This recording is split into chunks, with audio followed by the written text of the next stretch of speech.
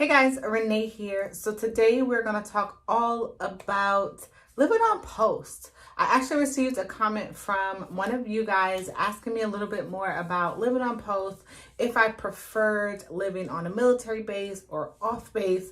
So today we're going to talk all about the pros and the cons of living on a military base. So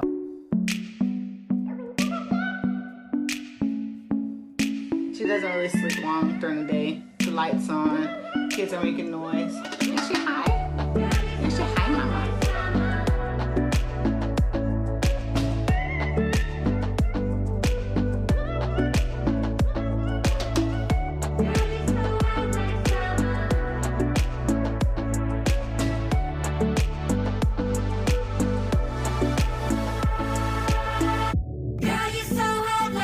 Let's just go ahead and get right into the video. Hey love, so if you are new here, my name is Renee. I am an active duty service member. I have been in the military for 6.5 years.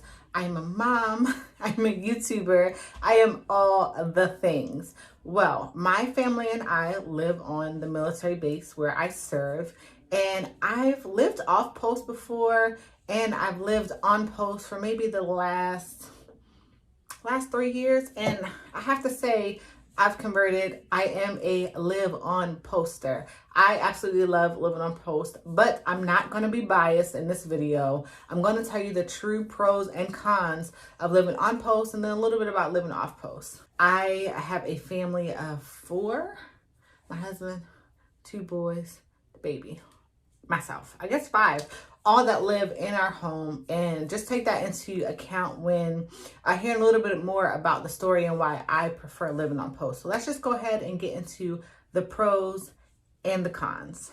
All right, guys, so let's go ahead and get into the pros of why I think it's great to live on post.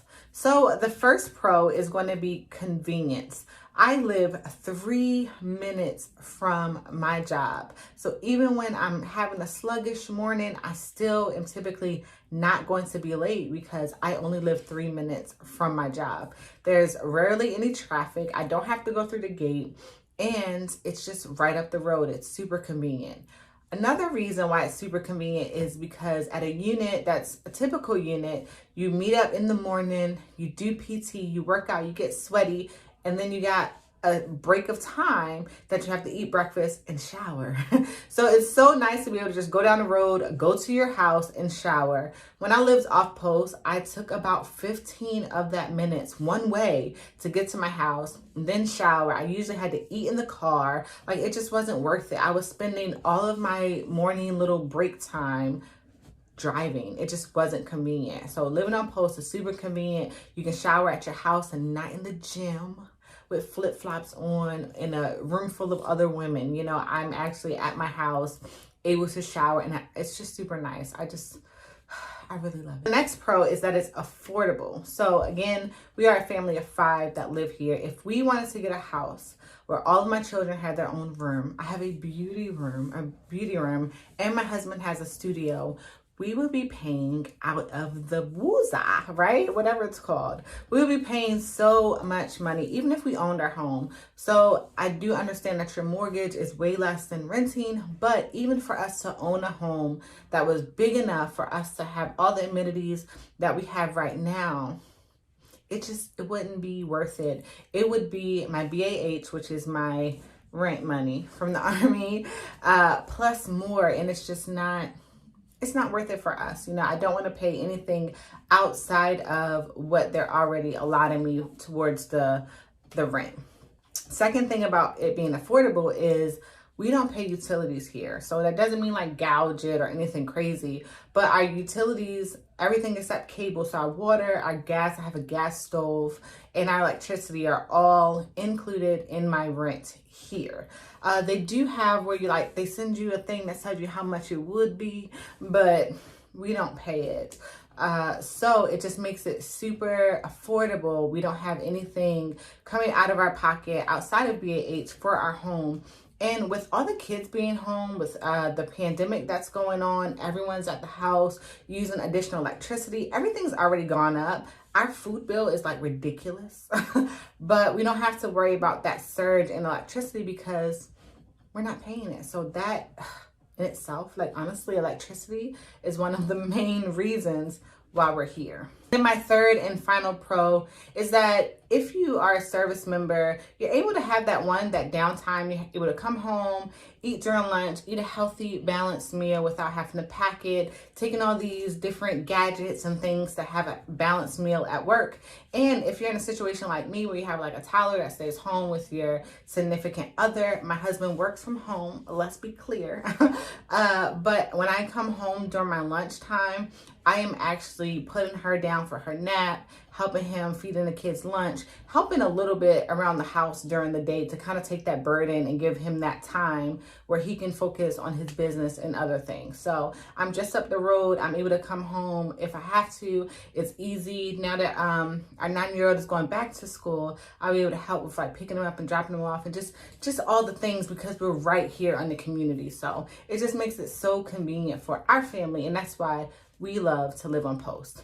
As good as living on post is, there are some cons. There are some cons to living on post.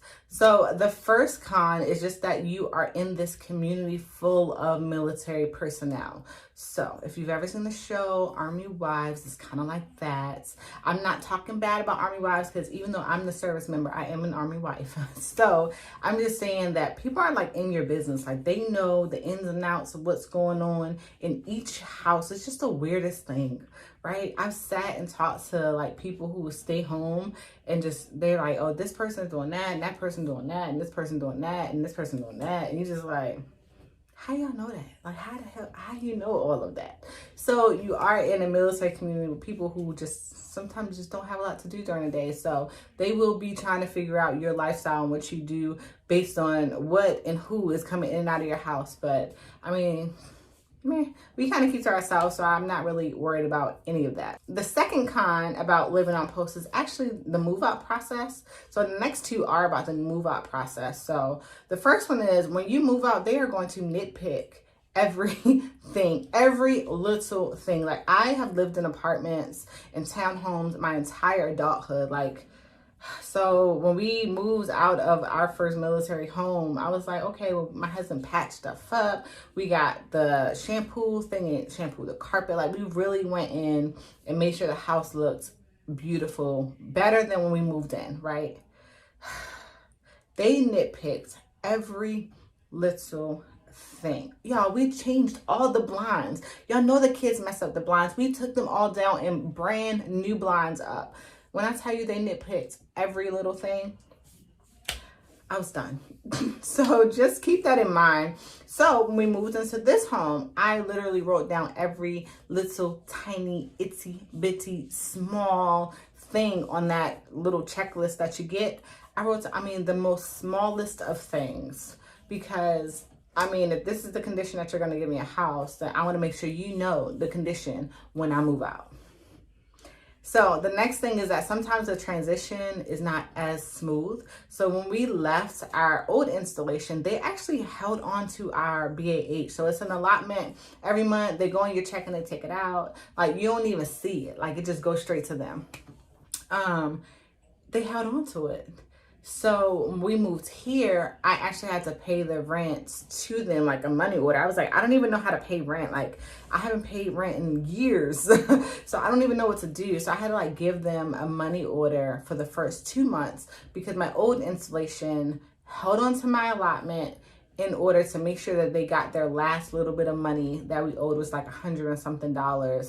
And then sent us a check, a check for the balance. So that was the longest process. It really wasn't smooth. The transition wasn't great. And it was a struggle because I need this money to pay my rent here, but here y'all are, messing up my funds. So it was an interesting time. So just keep that in mind when you're about to move, that the transition may or may not be as smooth. When I got here, they were like, we don't do that, right?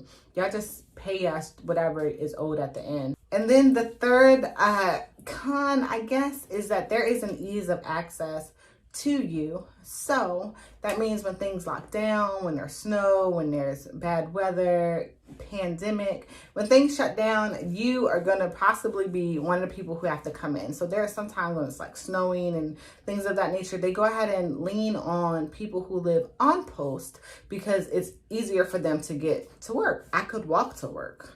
So I can come in regardless of inclement weather. Whereas if you live off post, you can't necessarily get here if there's inclement weather. It flooded a couple times when I was down in Fort Bragg.